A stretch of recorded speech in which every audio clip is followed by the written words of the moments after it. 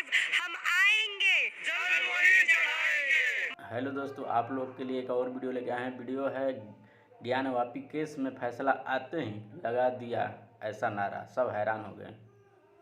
देखिए इन्होंने नारा क्या लगाया है। लग रहा है ये मुसलमान फैमिली से हैं और ये अयोध्या मंदिर गई हैं और वहाँ से नारा क्या लगाई हैं। आप पूरा फुल वीडियो वॉच कीजिए और हम भी देखते हैं। आप नए हैं तो चैनल को सब्सक्राइब जरूर कीजिए। वहाँ पर मंदिर का मतलब आकृति मिला, जैसे कि स्वास्तिक हो गया, ओम हो गया, बहुत सारी मूर्ति हो गई। तो ये सारी चीज़ें वहाँ पर देखने को मिली। तो कहीं ना कहीं आभास हो गया तक संविधान के तौर तरीके से एकदम सही तरीके से फैसला आएगा और फैसला आ गया। महादेव हम आएंगे, जल वही चढ़ाएंगे। मेरे पे भी फतवा है तो मैं यही बोलना चाहूंगी उन मौलानाओं को कि देश संविधान से चलता है, ना कि उनके फतवे से। अगर आपको फतवा वाला रूल चाहिए, आपका दबदबा चाहिए, तो पड़ोसी मुल्क है, पड़ोसी मुल्क में जाइए, वहाँ पर बेझिझक खुलेआम आप फतवा दीजिए, वहाँ पर आपको कोई नहीं रोकेगा। नमस्कार, आप देख रहे हैं हेडलाइंस इंडिया। मेरा नाम है विनोद शर्मा। 41 दिन की तपस्या के बाद शबनम शेख ने रामलला के दर्शन कर लिए और उसके बाद शबनम शेख का जो स्वागत हो रहा है वो आचार्य हैं, महाराज हैं, संत हैं, साधु हैं, पूरी तरीके से स्वागत कर रहे हैं। शबनम शेख भी हमारे साथ मौजूद हैं। शबनम क्या कहेंगी? खुद आज महाराज जी ने आहुति दिलवाई, यज्ञ करवाया। मानती हैं आज पूरे दुख दर्द, जो मैं लगातार शुरुआती दौर से आपसे पूछता जा रहा हूँ, आज पूरे दुख दर्द, पैरों के छाले, लोगों के ताने, मौलानाओं के फतवे, सब आज इस आहुति में प्रवेश कर गए। बिल्कुल, आज सुबह भी मैं सोकर उठी थी तो काफ़ी ज़्यादा पैरों में दर्द था। सरयू नदी में मैंने स्नान किया, पूरा दर्द मेरा चला गया। मैं वाकई में ये सच कह रही हूँ, बहुत आराम मिला। फिर उसके बाद फिर मैं परमहंस महाराज जी के पास आई, जगत गुरु परमहंस महाराज जी के पास, तो इनका आशीर्वाद लिया। फिर मैंने हवन किया, जो कि लाइफ में मैं पहली बार कर रही हूँ। वो भी इसका उद्देश्य बहुत बेहतरीन है हवन का। हमारा उद्देश्य ये है कि बीजेपी ने जो प्रॉमिस किया था सभी राम भक्तों को, दुनिया में जितने भी राम भक्त हैं, कि उन्हें हमारे सरकार में उनकी सरकार आती है तो राम जी के दर्शन भी मिलेंगे, राम मंदिर भी बन जाएगा, और वो बन गया। तो इसीलिए हमने एक हवन कराया, बाबा महाराज जी ने हवन करवाया कि 400 सीट नहीं 500 प्लस सीटें उन्हें मिले, ताकि देश का जो कल्याण हो रहा है और कल्याण हो, और देश जो हिंदू राष्ट्र की ओर बढ़ रहा है, हिंदू राष्ट्र मतलब राम राज की ओर बढ़ रहा है, वो और अच्छे तरीके से बढ़े, देश का और तरक्की हो, डेवलपमेंट हो, देश विदेश में भारत का डंका बजे। हम यही चाहते हैं, यही उद्देश्य है इस हवन का। शबनम क्या कहेंगी? रामलला के दर्शन के लिए पैदल चली, यात्रा पूरी हुई, हनुमानगढ़ी के दर्शन हुए, राम जी के दर्शन हुए, और अब एक फैसला ऐसा आ गया। अब मैंने जब पहला इंटरव्यू आपका किया था, सुशील मिश्रा जी साथ में थे, पूरी टीम आपके साथ में थी, आपने यहीं से संकल्प किया था रामलला महादेव हम आएंगे, जल वहीं चढ़ाएंगे, और आज वो फैसला भी आ गया है। यानी कि आपके दर्शन के दूसरे दिन ज्ञानवापी पर आपकी क्या राय है?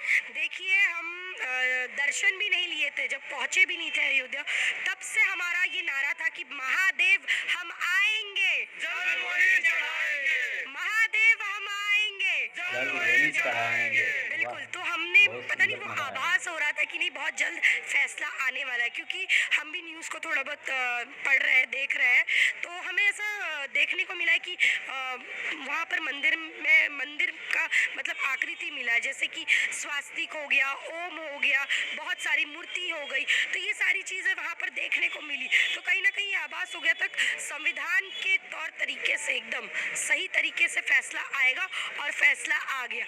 महादेव हम आएंगे, जल वहीं चढ़ाएंगे। फैसला आ चुका है। अब सवाल यह है कि शबनम यहाँ पर आई, दर्शन हुए, खुद महाराज जी के पास, आचार्य जी के पास आप आई, हवन कुंड किया, हवन कुंड में आहुति दी।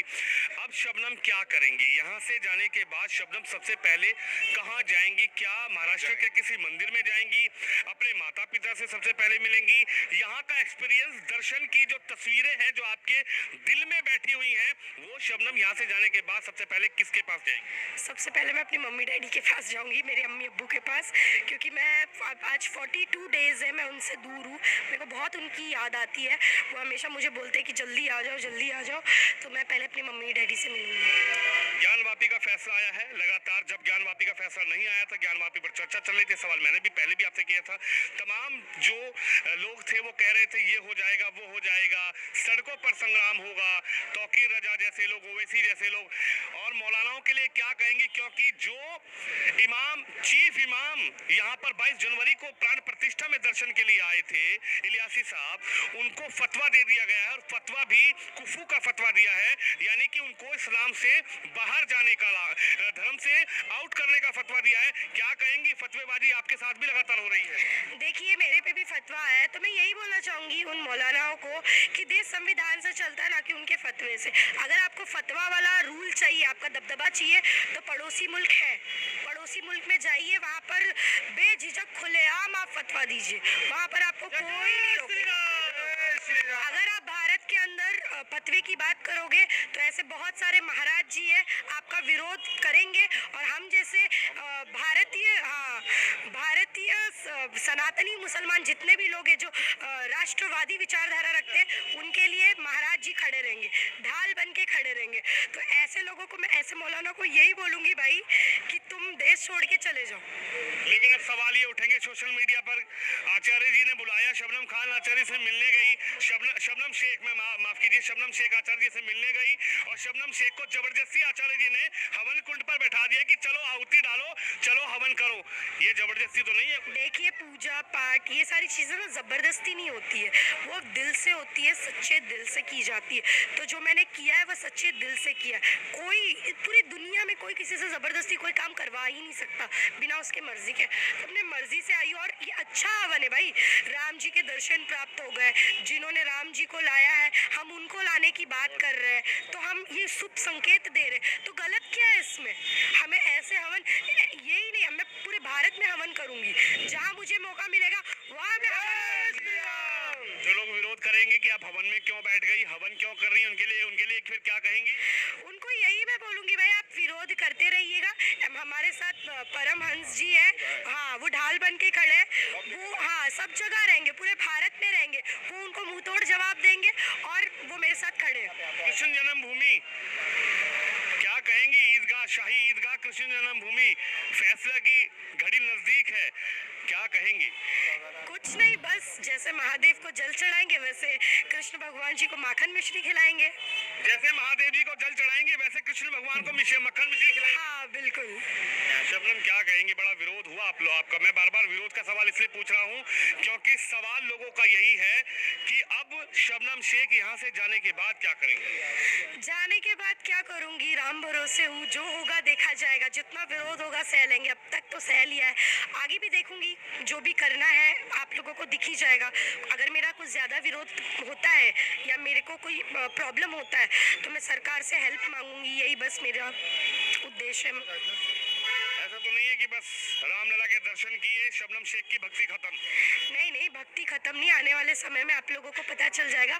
हर चीज़ रिवील नहीं की जाती है, हर चीज़ रिवील इसलिए नहीं की जाती क्योंकि नज़र लग जाती है। कहीं ना कहीं बुरे लोग भी बहुत है, अच्छे लोग हैं तो बुरे लोग भी बहुत है, तो फिर आपको आने वाले समय में मेरा काम दिख जाएगा। दर्शन करते ही किससे पहले बात हुई? दर्शन करते ही घर में, परिवार में किनसे बात हुई, और क्या आपने कहा, और क्या कहेंगी? क्या इस वक्त आप यहाँ पर हैं और दर्शन की तस्वीरें पूरे देश में वायरल हैं, पूरी दुनिया में वायरल हैं, तो क्या घर वालों को, पापा को, मम्मी को, अब्बू को, अम्मी को किसी तरीके की कुछ लोगों की घटनाएं झेलने को मिल रही है, कुछ यातनाएं झेलने को मिल रही है? नहीं, ऐसा कुछ भी नहीं हुआ, क्योंकि मैंने उनको एकदम प्राइवेसी मेंटेन करके रखा है।